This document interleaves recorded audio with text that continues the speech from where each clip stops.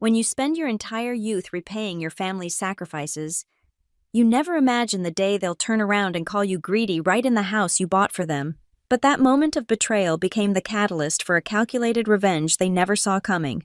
Sometimes, the best way to teach gratitude isn't through generosity, but through taking everything back, piece by piece, until they understand the true cost of biting the hand that feeds them. My name is Rachel, and at 30, I'd finally made it. After years of clawing my way up from food stamps and hand-me-downs to a six-figure salary as a financial consultant, I could finally keep the promise I'd whispered to myself every night in our cramped two-bedroom apartment. I would give my mother the life she deserved. The house cost $300,000. A colonial-style beauty in Westchester, with original hardwood floors and a kitchen that actually had counter space. When I handed Mom the keys that December morning, watching her hands shake as tears rolled down her cheeks, I felt like I'd finally balanced the cosmic scales. All those nights she'd worked double shifts at the hospital, all those birthdays without presents, all those times she'd given me her portion at dinner claiming she wasn't hungry. This house was my thank you. Rachel, honey, this is too much, Mom Linda to everyone else kept repeating as she walked through each room, running her fingers along the crown molding like she couldn't believe it was real. Nothing's too much for you, Mom, I said, wrapping my arm around her shoulders. You sacrificed everything for me. This is just the beginning of me paying you back. The first few months were perfect. Mom planted roses in the front yard, hosted Sunday dinners for the extended family, and finally had space for her quilting hobby. At family gatherings, I basked in the warm glow of being the success story, the one who'd made it out and hadn't forgotten where she came from. Your daughter's something special, Linda, Aunt Marie would say, squeezing my shoulder. Not many kids these days would do something like this for their parents. I'd smile modestly, but inside, I glowed with pride. This was what family was supposed to be about: lifting each other up, sharing success, honoring those who came before. Then Samantha showed up. My cousin arrived on a rainy Thursday evening in March, mascara running down her face, dragging 2 suitcases and a sob story about her latest breakup.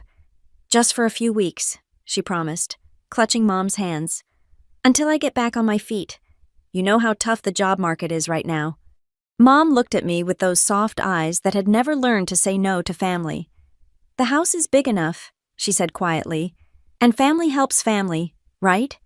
What could I say?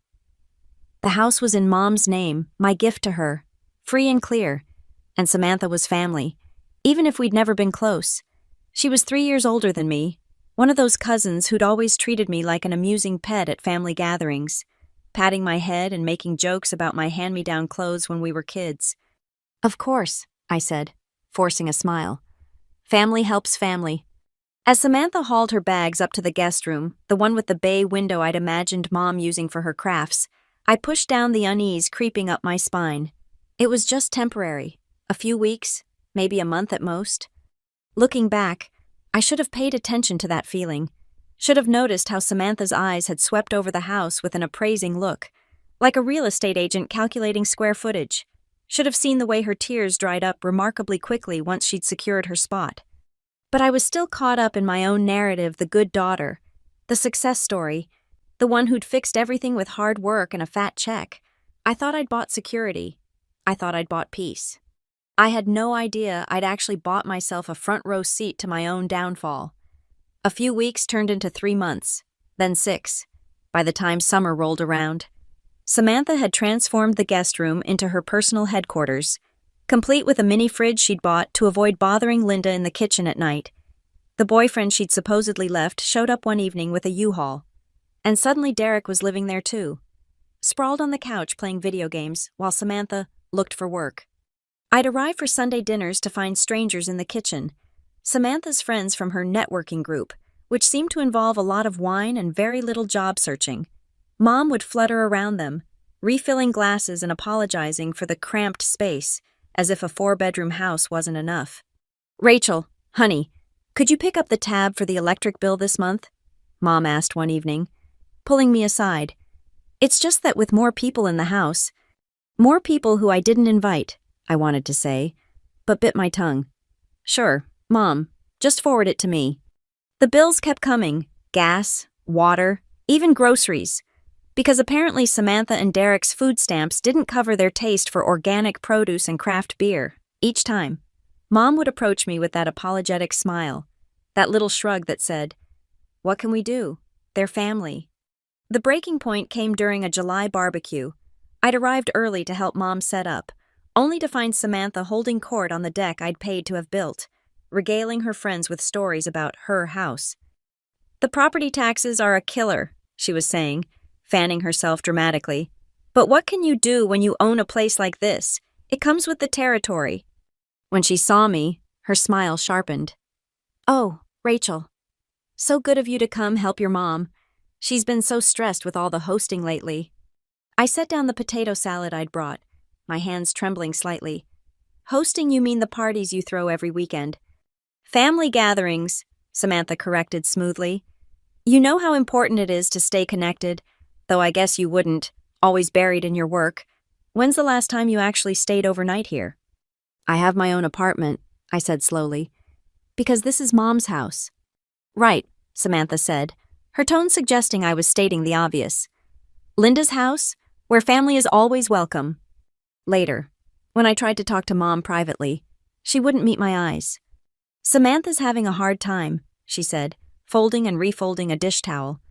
"Derek's unemployment ran out, and you know how tough it is out there. We have so much. Rachel, don't you think we should share?" "Mom, I'm already paying half the bills for a house I don't live in." "Not half," Mom said quietly. "Samantha calculated it out. With 4 people living here, you're only paying about 30%. She thinks, well, we think it would be fairer if I paid more," I finished, incredulous. "Mom, I bought you this house. I'm not even living here." "Don't be selfish. Rachel," the words hit me like a slap. "You have a good job. You can afford it. Samantha says you probably get tax breaks for all this anyway." I left that night without staying for dinner, my mind reeling. Selfish after everything I'd done. The word echoed in my head during the drive back to my apartment, mixing with memories of all those nights Mom had worked extra shifts, all those sacrifices she'd made.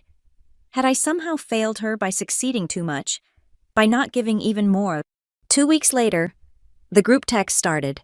Samantha had added me to a house expenses chat where she itemized every cost, from lawn care to Netflix subscriptions. My share was calculated down to the penny, always somehow coming out to be the largest portion. "Just want to make sure everyone's contributing fairly," she'd write, followed by a smiley face emoji. Mom liked every one of her messages. I paid, of course. What else could I do? But each Venmo transfer felt like another brick in a wall growing between me and the family I thought I was building. The house I'd bought as a symbol of gratitude was becoming a prison of expectations, and somehow, I'd become the warden everyone resented. The grateful daughter had transformed into the family ATM, and the worst part, they made me feel guilty for having boundaries at all.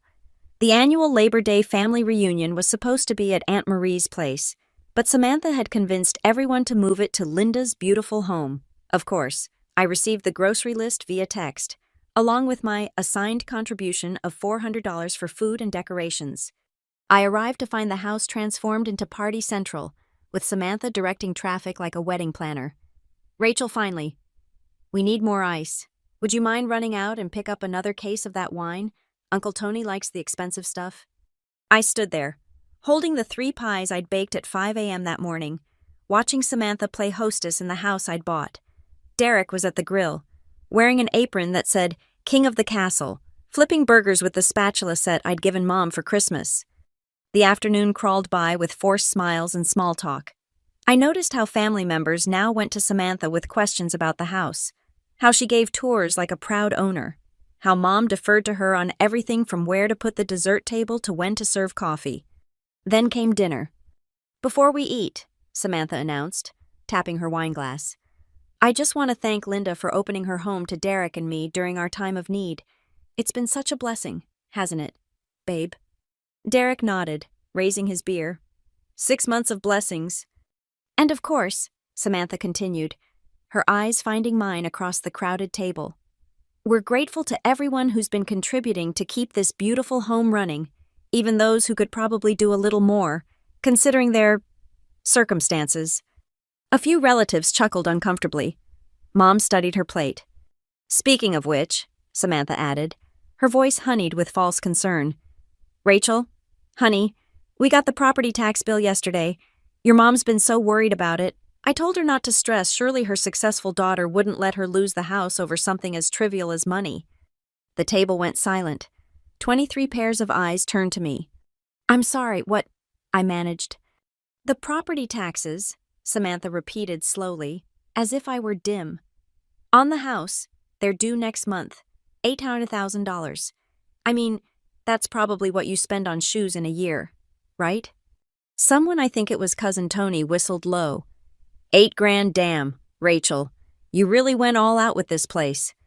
Well, she can afford it, Samantha said. Our little financial consultant, though between you and me, she stage whispered to the table. I think someone's been getting a bit greedy lately.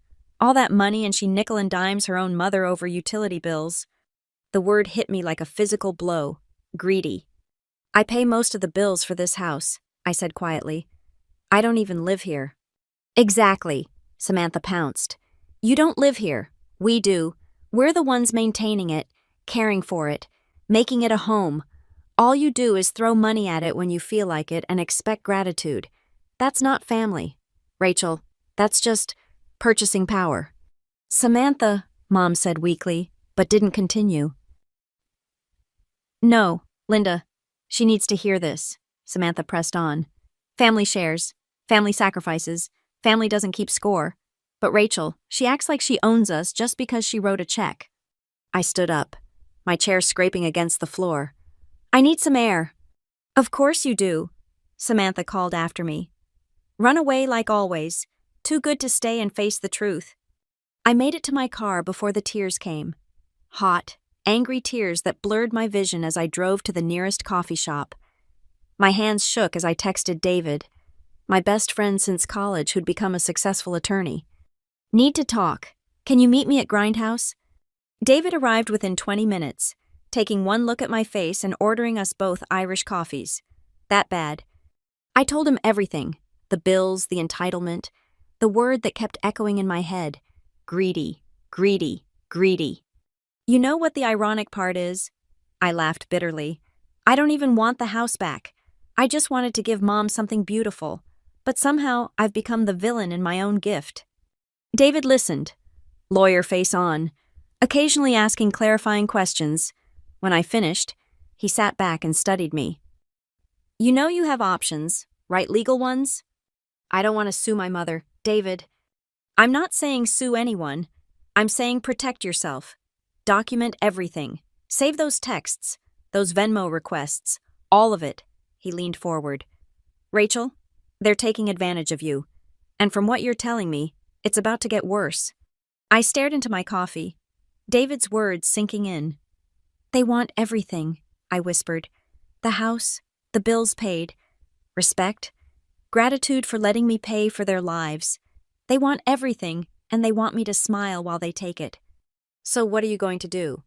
I thought about Mom's face at dinner, how she'd looked away when Samantha called me greedy, thought about Derek and his king of the castle apron, thought about 6 months of being bled dry by people who resented me for having something to give. They want everything. I looked up at David, something cold and clear crystallizing in my chest.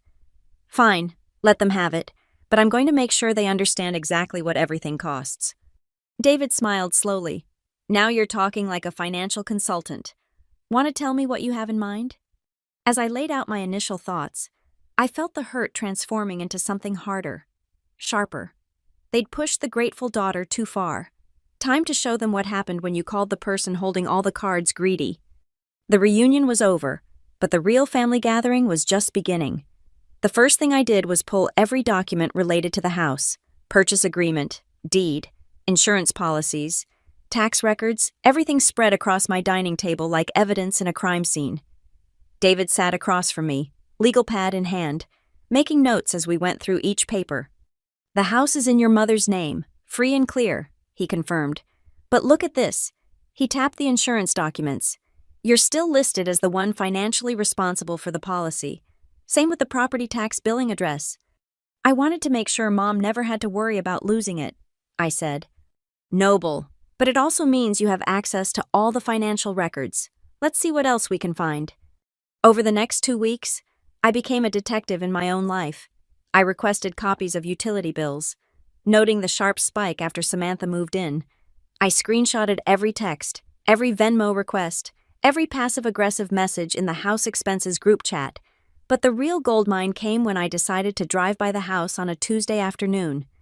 3 cars I didn't recognize were parked in the driveway. Through the kitchen window, I could see people I'd never met before, lounging around like they owned the place. I sat in my car, taking photos, when my phone buzzed with a notification from next door. Room for rent in beautiful colonial home.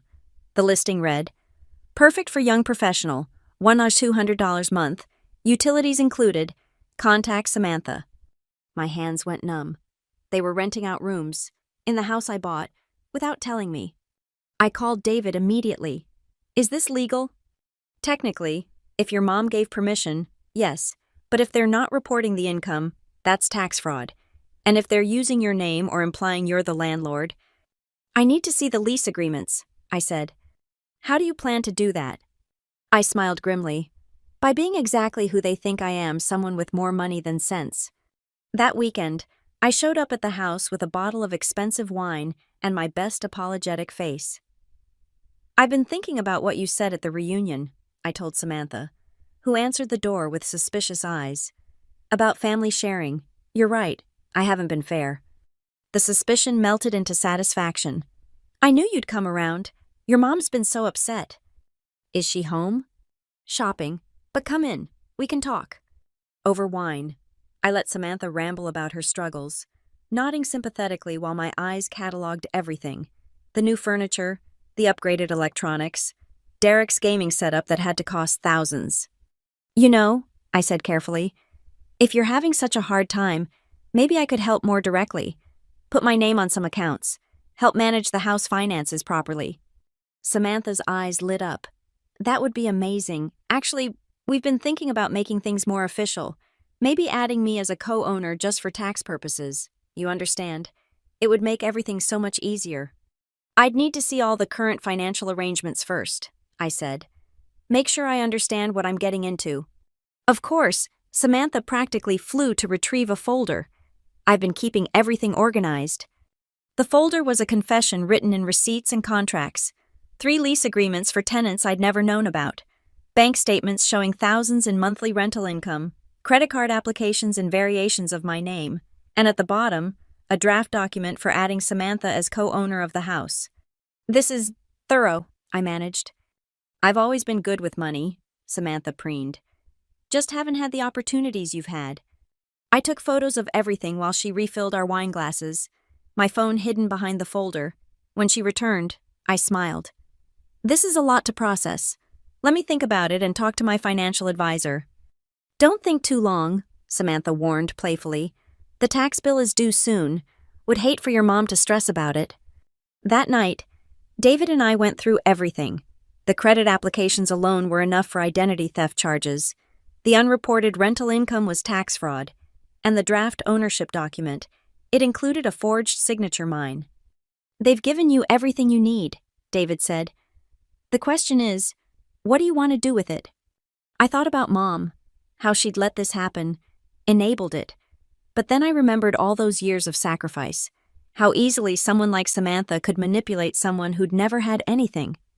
I want them out, I said. But I want to do it in a way that ensures they can never pull this on anyone else. And I want Mom to understand that choosing them has consequences. David nodded. Then we need to be strategic. Start with the financial institutions. Flag the fraudulent applications. Then we build the case for the rental income. But first, I need to control the asset, I finished. Exactly, and I think I know how to do that. As we planned late into the night, I felt something I hadn't experienced in months. Control. Samantha thought she'd won by making me look greedy. She had no idea she'd just taught me that sometimes. Greed was just another word for self-preservation.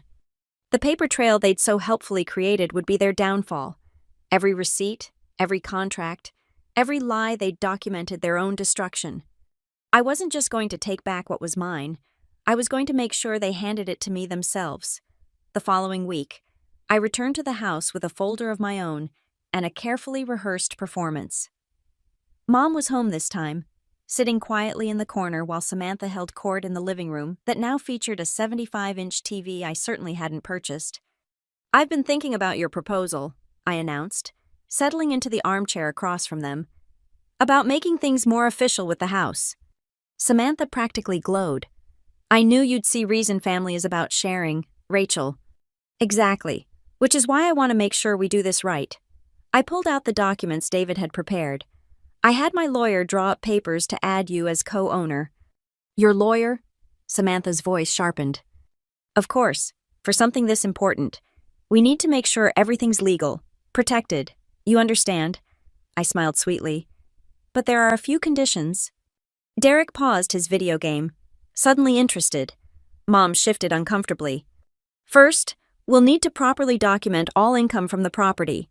I see you've been so clever. Renting out rooms. That rental income will help with taxes. But it needs to be reported correctly." Samantha's face went carefully blank. "Rental income. Oh, I know all about it. $1, $200 per room.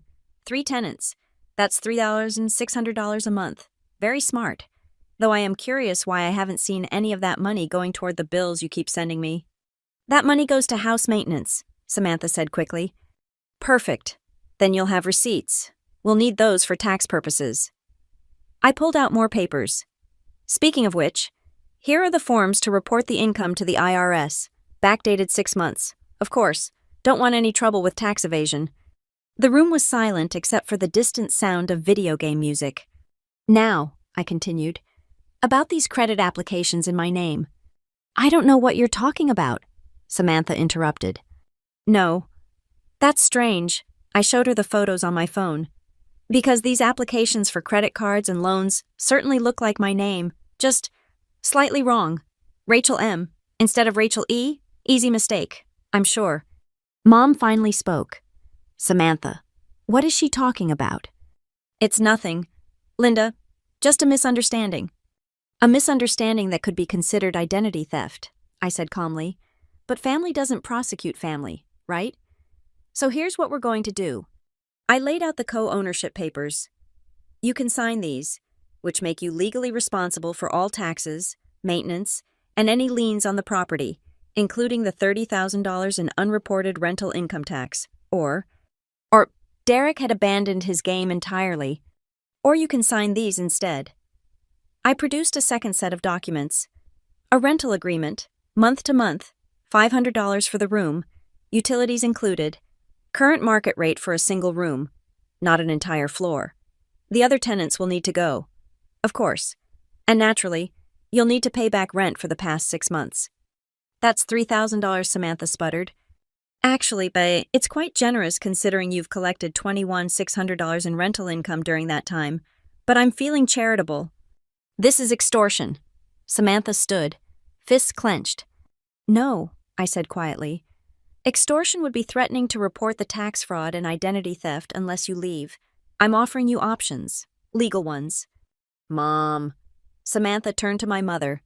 "Are you going to let her do this?" Mom looked between us, tears in her eyes. I don't understand what's happening." "What's happening?" I said, standing to face Samantha. "Is that you got greedy? You weren't content with free housing. You wanted income. You wanted ownership. You wanted to use my name and my credit, and you documented everything beautifully." I pulled out the final document. "This is a notice from Wells Fargo, flagging suspicious activity on applications using my social security number. They're opening an investigation. Would you like to explain to them why someone tried to open accounts with my information, but your phone number?" Samantha's face had gone pale. Derek was already heading upstairs, presumably to pack. "You have 48 hours to decide," I said, gathering my papers. "Sign the rental agreement and pay the back rent, or take your chances with the IRS and the credit fraud investigation."